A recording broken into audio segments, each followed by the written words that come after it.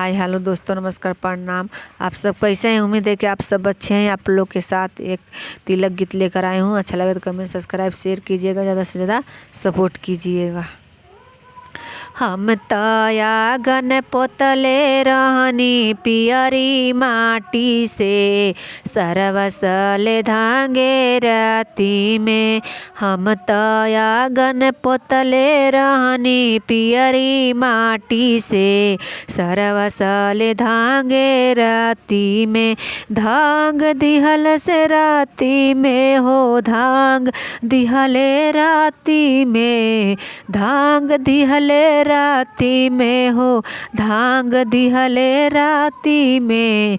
उनकर स्वागत कइले जाई हरियर बाती से, सरवा साले धांगे राती में। उनकर स्वागत कइले जाई हरियर बाती से, सरवा साले धांगे राती में। दौड़ दौड़ हो कवन भैया लेके खोर नाठी से, सरवा साले धांगे राती में।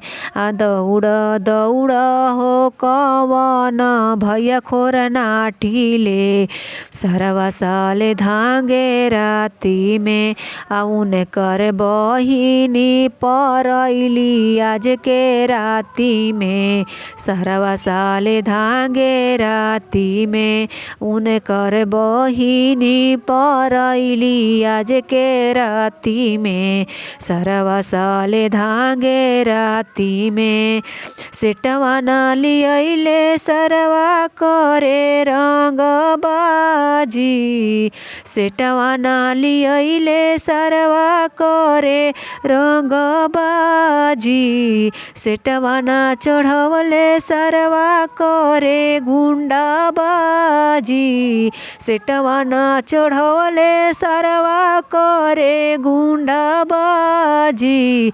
त उनकर स्वागत कइले जाई हरियर बाती से, सरवा साले धांगे राती में।